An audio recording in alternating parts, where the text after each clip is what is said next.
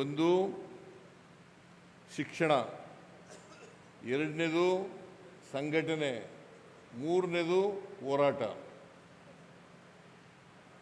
ಯಾಕಂದರೆ ನಮ್ಮಲ್ಲಿ ಭಾಳ ಆಳವಾಗಿ ಬೇರು ಬಿಟ್ಟಿರ್ತಕ್ಕಂಥ ಜಾತಿ ವ್ಯವಸ್ಥೆ ಇದೆ. ಎಲ್ಲಿವರೆಗೆ ಜಾತಿ ವ್ಯವಸ್ಥೆ ಇರ್ತದೆ ಅಲ್ಲಿವರೆಗೆ ಸಮಾನತೆ ಬರಲಿಕ್ಕೆ ಸಾಧ್ಯ ಇಲ್ಲ. ನಾವೆಲ್ಲರೂ ಕೂಡ ಮನುಷ್ಯರು, ಯಾವುದೇ ಧರ್ಮಕ್ಕೆ ಸೇರಿರಲಿ, ಯಾವುದೇ ಜಾತಿಗೆ ಸೇರಿರಲಿ, ನಾವೆಲ್ಲ ಮೂಲತಃ ಮನುಷ್ಯರು. ಮನುಷ್ಯರು ಪರಸ್ಪರ ಪ್ರೀತಿಸಬೇಕೇ ಹೊರತು ಯಾವಾಗಲೂ ಕೂಡ ದ್ವೇಷಿಸಬಾರದು. ಯಾವಾಗಲೂ ದ್ವೇಷಿಸಬಾರದು, ಪರಸ್ಪರ ಪ್ರೀತಿಸಬೇಕು, ಒಬ್ರನ್ನೊಬ್ಬರು ಪ್ರೀತಿಸ್ತಕ್ಕಂಥ ಕೆಲಸವನ್ನು ಮಾಡಬೇಕು. ಪಟ್ಟಭದ್ರ ಹಿತಾಸಕ್ತರು ಸಮಾಜದಲ್ಲಿ ಈ ವಿಚಾರಕ್ಕೆ ಉಳಿ ಹಿಂಡ್ತಕ್ಕಂಥ ಕೆಲಸವನ್ನು ಮಾಡ್ತಾರೆ. ದ್ವೇಷ ಬರ್ತಕ್ಕಂಥ ರೀತಿಯಲ್ಲಿ, ಹುಟ್ಟಾಗ್ತಕ್ಕಂಥ ರೀತಿಯಲ್ಲಿ ಪ್ರಯತ್ನವನ್ನು ಮಾಡ್ತಾರೆ. ಅದಕ್ಕೆ ನಾವು ಯಾರು ಕೂಡ ಕಿವಿ ಕೊಡಬಾರದು ಅಂತಕ್ಕಂಥ ಮಾತುಗಳನ್ನು ಹೇಳಲಿಕ್ಕೆ ಬಯಸ್ತಾ ಇದ್ದೇನೆ. ಯಾಕಂತಂದರೆ ಜಾತಿ ವ್ಯವಸ್ಥೆ ಮುಂದುವರಿಬೇಕು, ಅಸಮಾನತೆ ಮುಂದುವರಿಬೇಕು. ಅದು ಮುಂದುವರೆದ್ರೇ ಶತಶತಮಾನಗಳಿಂದ ನಾಯಕತ್ವ ಮತ್ತು ಸುಪ್ರಿಮೆಸಿ ಅವನ್ನ ಅನುಭವಿಸ್ಕೊಂಡು ಬಂದಿರತಕ್ಕಂಥವರು, ಅವರ ಹಿಡಿತ ತಪ್ಪೋಗ್ತದೆ. ಅದಕ್ಕೋಸ್ಕರವಾಗಿ ಈ ಜಾತೀಯತೆ ಇರಲೇಬೇಕು, ಮೇಲು ಕೀಳು ಇರಲೇಬೇಕು, ಅಸಮಾನತೆ ಇರಲೇಬೇಕು, ಅನಕ್ಷರತೆ ಇರಲೇಬೇಕು. ಎಲ್ಲರೂ ಕೂಡ ಶ್ರೀಮಂತರಾಗಿ ಹೋದರೆ ಯಾರನ್ನೂ ಕೂಡ ಗೌರವಿಸಲ್ಲ ಅಲ್ವಾ? ಎಲ್ಲರೂ ಕೂಡ ಸಮಾನತೆ ಬಂದರೆ ಬೇರೆ ಯಾರಾದರೂ ಗೌರವಿಸ್ತಾರ? ದೌರ್ಜನ್ಯಕ್ಕೆ ಒಳಗಾಗ್ತಾರ? ಇದು ತಪ್ಪೋಗ್ತದೆ ಅಂತೇಳಿ ಕೆಲವರು ಬದಲಾವಣೆ ಆಗಬಾರದು ಅಂತಕ್ಕಂಥ ಪ್ರಯತ್ನವನ್ನು ಮಾಡ್ತಲೇ ಇದ್ದಾರೆ ಸಮಾಜದಲ್ಲಿ. ನಾವು ಕೂಡ ಅವ್ರು ಹೇಳಿದ ಮಾತುಗಳನ್ನು ಕೇಳ್ಕೊಂಡು ತಲೆ ಅಲ್ಲಾಡಿಸ್ಕೊಂಡು ಇರ್ತಕ್ಕಂಥ ಕೆಲಸವನ್ನು ಮಾಡ್ತೀವಿ ಅಲ್ವಾ? ಈಗ ನೋಡಿ, ಮಂಗಳೂರು, ಕರ್ನಾಟಕದಲ್ಲಿ ಇರ್ತಕ್ಕಂಥ ಮಂಗಳೂರು, ಜೈಲಿಗೆ ಹೋಗಿರೋರು ಯಾರು ಅಂತ ಯೋಚನೆ ಮಾಡಿ ನೀವು. ಯಾರ್ಯಾರು ಜೈಲಿಗೆ ಹೋದರು ಅಂತ. ಜೈಲಿಗೆ ಹೋಗಿರೋರೆಲ್ಲ ಹಿಂದುಳಿದವರು, ಶೂದ್ರ ವರ್ಗದ ಜನರೇ ಹೊರತು ಮೇಲ್ವರ್ಗದ ಜನ ಜೈಲಿಗೆ ಹೋಗಿಲ್ಲ. ಹಿಂದುಳಿದ ವರ್ಗದ ಜನರನ್ನು ದಾರಿ ತಪ್ಪಿಸ್ತಕ್ಕಂಥ ಕೆಲಸವನ್ನು ಮಾಡ್ತಾರೆ.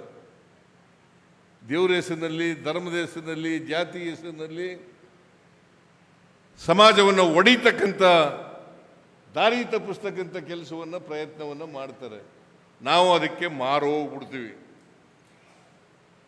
ಧರ್ಮ, ಜಾತಿ, ದೇವರು, ಜಾತಿ ಇದು ಹೇಳಿಬಿಟ್ರೆ ಸಾಕು, ಎಲ್ಲ ಮರ್ತ್ಬಿಡ್ತೀವಿ, ಎಲ್ಲರೂ ಮರ್ತ್ಬಿಡ್ತೀವಿ. ಜಾತಿ ಇದೆ, ಆದರೆ ಜಾತಿ ಹೋಗಬೇಕು, ವರ್ಗ ಹೋಗಬೇಕು. ಬುದ್ಧ, ಬಸವ, ಅಂಬೇಡ್ಕರ್, ಮಹಾತ್ಮ ಗಾಂಧೀಜಿ ಅವರೆಲ್ಲರೂ ಕೂಡ ಸಮಾಜ ಆಗಬೇಕು ಅಂತ ಬಯಸಿದ್ರು.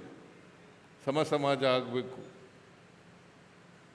ಯಾವುದೇ ತಾರತಮ್ಯ ಇರಬಾರದು, ಅಸಮಾನತೆ ಹೋಗಬೇಕು, ಎಲ್ಲರೂ ಕೂಡ ಮನುಷ್ಯರಾಗಿ ಬದುಕ್ತಕ್ಕಂಥ ವ್ಯವಸ್ಥೆ ಆಗಬೇಕು.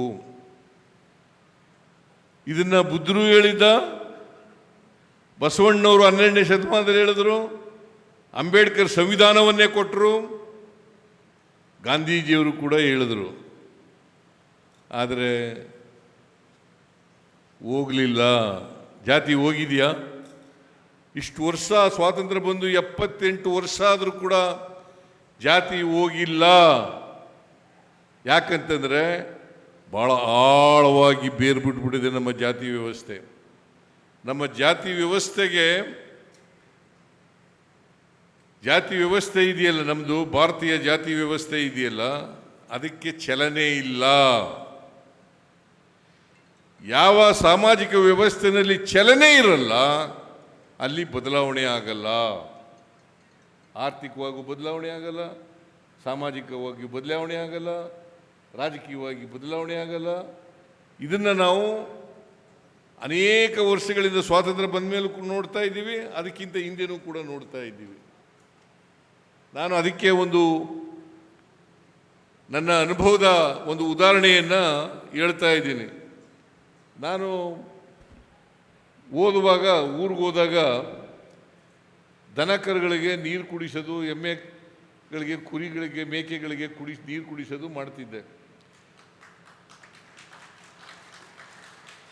ಬಾವಿಯಿಂದ ನೀರು ಸೇರ್ಕೊಬಂದು ಕುಡಿಸಬೇಕಾಗಿತ್ತು ಹಳ್ಳಿನಲ್ಲಿ. ಈಗ ಬಾವಿಗಳಿಲ್ಲ ಬಿಡಿ, ಈಗೆಲ್ಲ ಬೋರ್ವೆಲ್ಗಳು ಬಂದ್ಬಿಟ್ಟಿದ್ದಾವೆ. ಕುಡಿಯೋ ನೀರನ್ನ ಎಂಥದ್ದು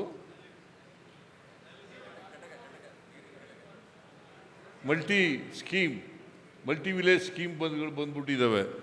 ಈಗೆಲ್ಲ ಬಾವಿಗಳೆಲ್ಲ ಬತ್ತೋಗ್ಬಿಟ್ಟಿದ್ದಾವೆ. ನಮ್ಮ ಕಾಲದಲ್ಲಿ ಬಾವಿಗಳೇ, ನಾವು ಹುಡುಗರಾಗಿದ್ದಾಗ ಬಾವಿಗಳಿಂದಲೇ ನೀರು ಸೇದಬೇಕಾಗಿತ್ತು.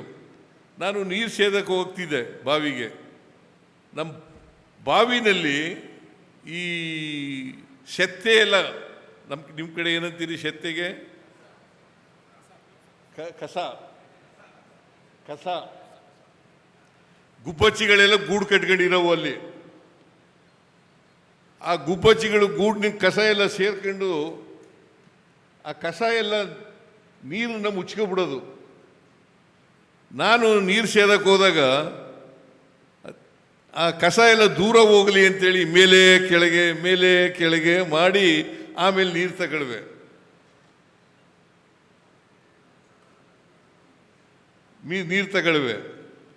ಆ ನೀರು ತಗೊಬಂದು ಮನೆಗೆ ಹೋಗ್ಬಿಟ್ಟು ಆ ಬಿಂದಿಗೆನಲ್ಲಿ ನೀರು ಹಾಕ್ಬಿಟ್ಟು ಬರೋದ್ರೊಳಗಡೆ ಪುನಃ ಮುಚ್ಕೊಬಿಡೋದು. ಮತ್ತೆ ಕೆಳಗೆ ಹಾಕ್ಬೇಕಾಗಿತ್ತು.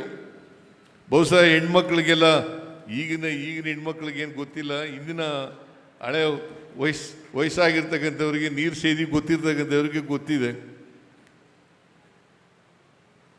ನಮ್ಮ ಜಾತಿ ವ್ಯವಸ್ಥೆ ಹೆಂಗಪ್ಪ ಅಂತಂದರೆ,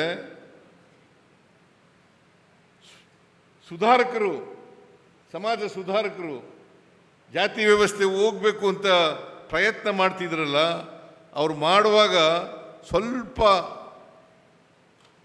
ತಿಳಿಯಾದಾಗ ಕಾಣಿಸೋದು, ಆಮೇಲೆ ಮುಚ್ಕೊಬಿಡೋದು.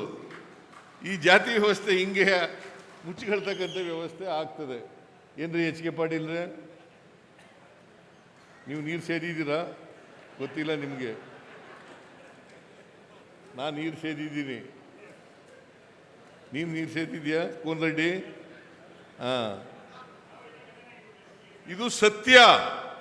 ಬಟ್ ಆದರೂ ಕೂಡ ಈ ವ್ಯವಸ್ಥೆಗೆ ಒಂದು ಉದಾಹರಣೆ ಅಂತಕ್ಕಂಥ ನಮ್ಮ ಜಾತಿ ವ್ಯವಸ್ಥೆ ಇದೆಯಲ್ಲ, ಸಾಮಾಜಿಕ ವ್ಯವಸ್ಥೆ ಇದೆಯಲ್ಲ, ಅದಕ್ಕೆ ಬಸವಣ್ಣ 850 ವರ್ಷಗಳ ಹಿಂದೆ ಬಸವಾದಿ ಶರಣರು ಹೇಳಿದ್ರು, ಇವನಾರವ ಎಂದೆನಿಸದಿರಯ್ಯ, ಇವ ನಮ್ಮವ ಎಂದೆನಿಸಯ್ಯ, ನಿನ್ನ ಮಗನ ಮನೆ ಎಂದೆನಿಸಯ್ಯ, ಕೂಡಲ ಸಂಗಮ ದೇವ. ಆಯ್ತಾ? ಜಾತಿ ಹೋಗಿದೆಯಾ? ಇದನ್ನು ಹೇಳೋದು, ಆಮೇಲೆ ನೀ ಯಾವ ಜಾತಿಯವನು ಅಂತ ಕೇಳೋದು.